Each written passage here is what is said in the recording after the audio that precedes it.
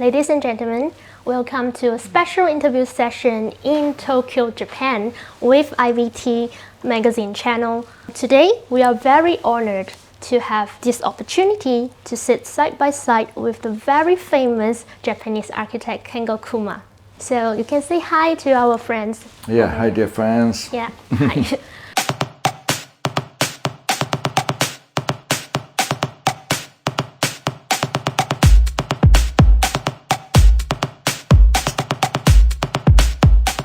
So I believe many of us have heard some of your stories through different sources. But today we would like to listen to your stories from your own voice. So could you please share with us how and why did you choose to become an architect?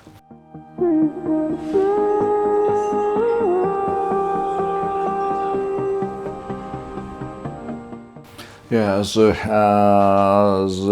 big moment for me is the first Tokyo Olympic. Oh, Tokyo Olympic. First Tokyo Olympic. So we had second Tokyo Olympic 2021. And the first Tokyo Olympic was 1964. As I was at the age of 10, and my father brought me to this gymnasium, Yoyogi Gymnasium, designed by Kenzo Tange. It was used for the swimming pool, and I was so shocked to see the building.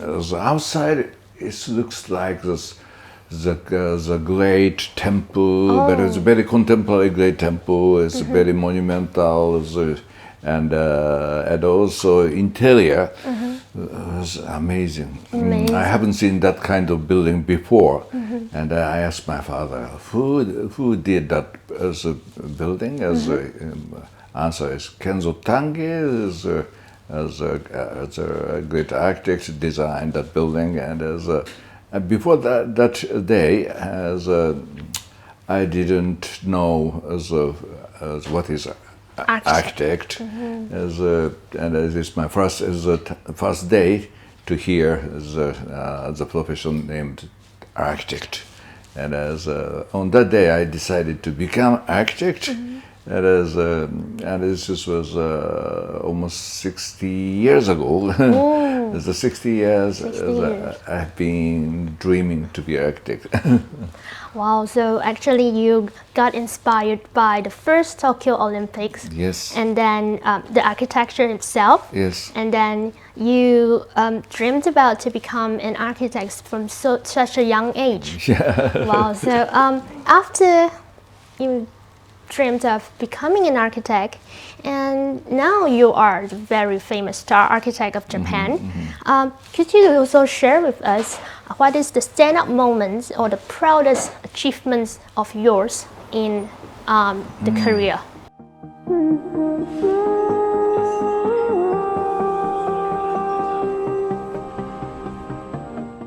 Yeah, the proudest, as the most important moment for me is the birth of bubble economy, the beginning of 1990s. Yes. As I started my practice in 1986, and the first 4 years, I was very, very busy, and I got many projects from the fashion companies, from the developers, but suddenly the 1990s, all the projects in Tokyo were cancelled. Oh.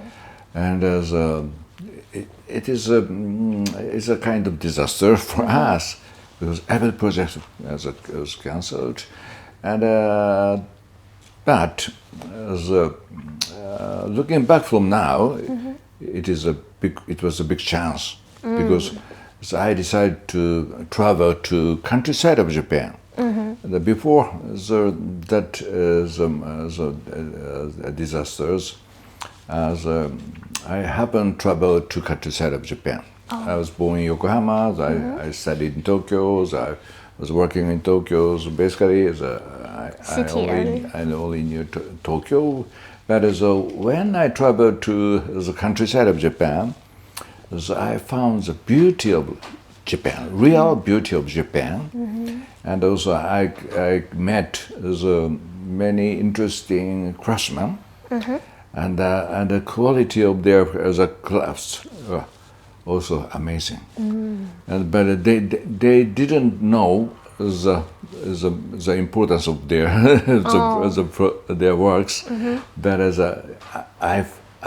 I began to think that craftsmanship in the countryside of Japan is real treasure of Japan. Yes. If I can work with them, I can create something different from the modernism architecture. It's a big founding. And then the birth of bubble economy, beginning of the 1990s, was most important. The experience for me. And without that experience, I cannot find my approach, I cannot find my philosophy, and everything starts from that is a disaster. Okay, so I believe that bubble economy incident becoming your turning point of your career. Yes, yeah, it's a real turning point of my career. And 10 years, 1990s, I didn't find the project in Tokyo. So 10 years, I was basically traveling and working in the craftsman, working in the countryside with small project. Not many projects in 10 years, but it is a very fruitful 10 years. And without that, the 10 years, I cannot be Kengo Kuma. So you have explored the beauty of craftsmanship throughout that 10 years. So just now, like you mentioned about the first Tokyo Olympics, that is something that inspired you to become an architect. And then you yourself have involved the Olympic Stadium design. So could you also share about this project with us? Yes.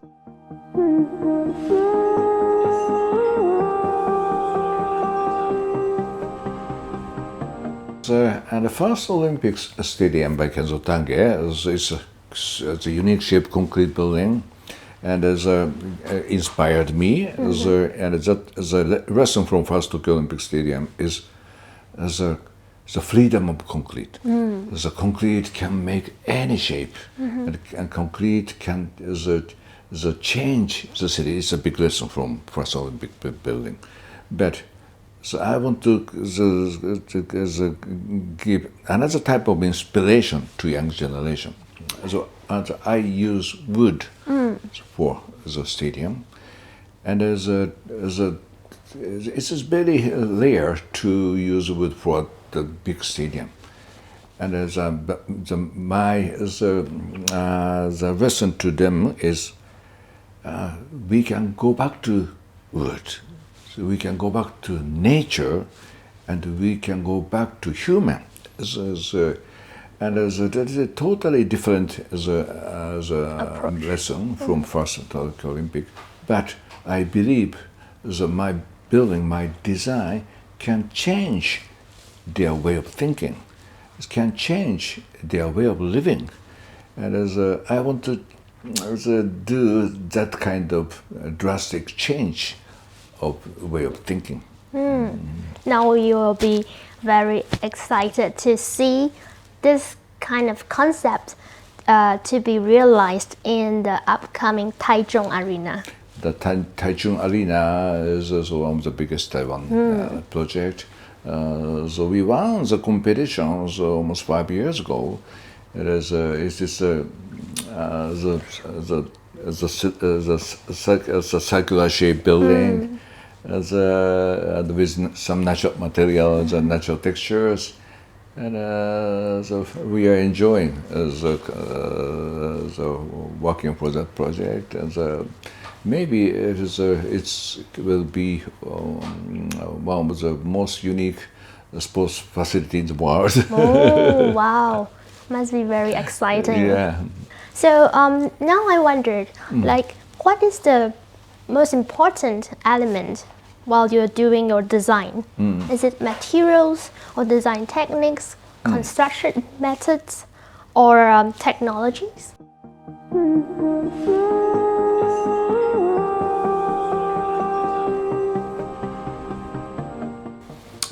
So are important for me. Okay. But the material maybe is most important. Oh, I see. Yeah, before the 1990s, most of Japanese architects were working with concrete and steel. Yes. But for me, after the experience of craftsmanship in the countryside, the concrete steel become my enemy. Oh. I want to work with real natural material. Real nature. And without working with the material, the architecture cannot be the friends of human. And that is my finding. And then for every project, I try to find some unique local material which will fit the environment of the place. Natural materials and how you can combine your design and merge it into the environmental is something that you strive for, right? We know that you have this term called defeated architecture. Yes. Yes, and your book about Yes. defeated architecture. Yeah. Could you also explain about like defeated architecture? Is it something similar to what you mentioned just now, like to have this nature surrounded? Yes, the defeated architecture is the basis of our design. And this is a kind of criticism to the architects of the 20th century. In the 20th century's architects didn't respect the environment. And the meaning behind defeated architecture is respect the environment. And with that kind of respect, we can create harmony. But it is a kind of reverse method from 20th century architect. And as the title of the defeated architecture was very shocking, and the people at the beginning people couldn't understand the meaning behind that. But recently, the people began to understand the real meaning behind defeated architecture. After defeated architecture, I wrote the book Natural Architecture, Small Architecture, and recently we wrote Onomatopoeic Architecture. Onomatopoeic. So onomatopoeic architecture is architectures get inspiration from the natural phenomena. In Japanese language, we often use onomatopoeia. For example, para para, chira chira, kira kira. That kind of kind of word is very easy to explain the phenomena of nature. And by designing architecture, I want to represent phenomena of nature. As I am not interested in shape. The shape and the form was the basis of 20th century design. But instead of shape and form, I want to use a word related with natural phenomena. And onomatopoeia is a good way to explain the phenomena. And then the onomatopoeic architecture is my new trend. So, onomatopoeic is a bit like biomimicry, or it's different? Yes, it's similar to biomimicry, but it's not only bio. It's for example, I want to explain the phenomenon of wind. 風がビューと吹く。View is showing the phenomena of winds. 風がサラサラ吹く、風がふわふわ吹く、that kind Oh, of that's onomatopoeia is different. And it is not only for the bio, it is a total natural phenomena that can be explained by onomatopoeia. Oh, so something intangible, and you're turning into. Yeah. Wow. Now back to the architectural industry. Yes. Could you please share some of your perspective regarding the current state of architectural industry, maybe in Taiwan or Japan, or even the global architectural industry?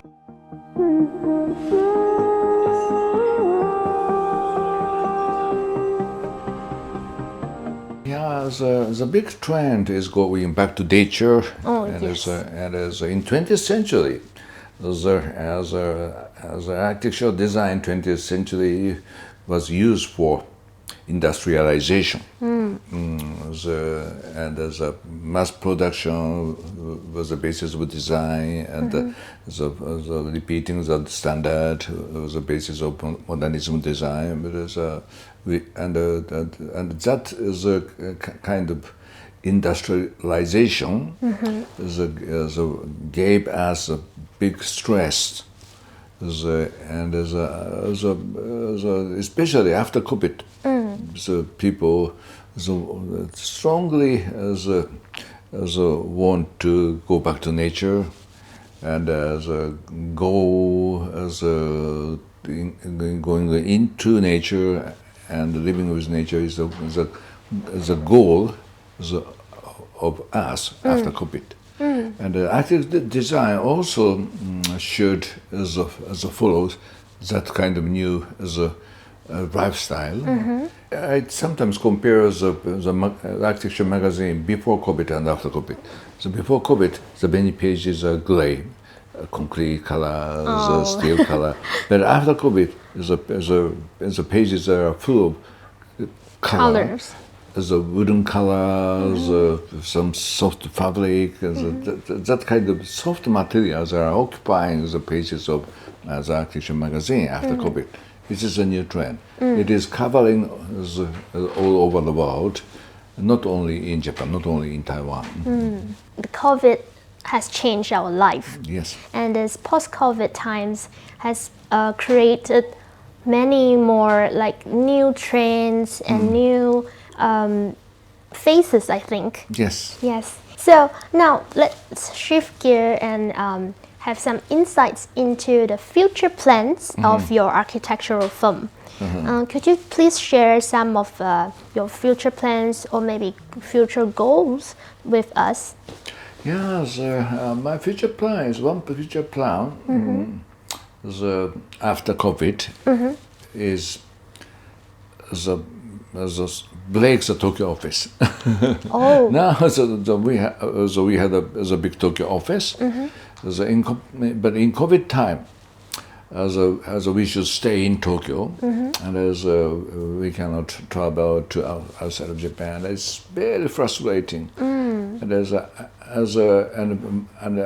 I began to think that we should go back to the origin of the humanity. Oh. The origin means that we are not using building. We are walking around the field, and we are moving around the field. And summertime, the people want to go to the north, and the wintertime, people want to go to the south. And the people are looking for the fruits and the fish and that kind of the life is the basis of humanity. As I want to go back to that kind of lifestyle. I want to escape from the enclosed box. Oh. As I found that idea in the period of COVID. And then I decided to break the Tokyo office. So we started to have the small satellite offices in the countryside. Oh. For example, the first office, satellite office, was set in Hokkaido, you know Hokkaido. Maybe Hokkaido is very popular for Taiwanese. Yeah. And there's also the second one is Okinawa. It's the South Island. Yeah. And, Nearest to Taiwan. and third one is Okayama, in the forest of Okayama, and the fourth one is Wakayama. Wakayama is also a beautiful city, so close to ocean. And that kind of small satellite offices can give the new energy to us. And that means the Tokyo office is too big.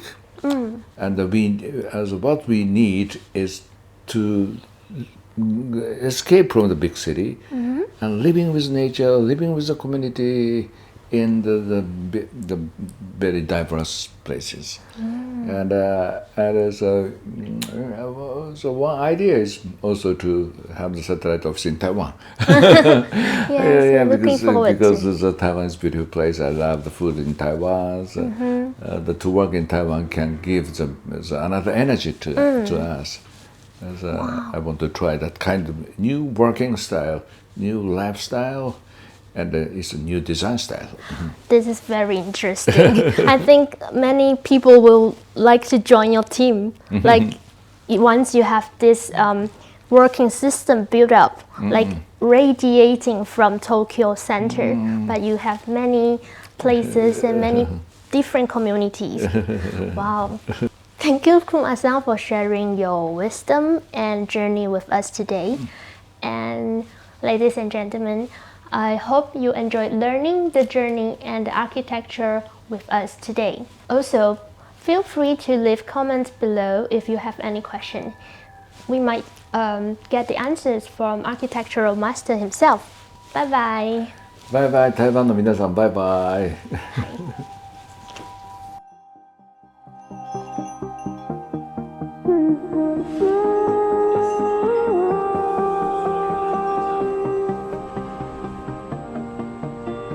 So can we just stop?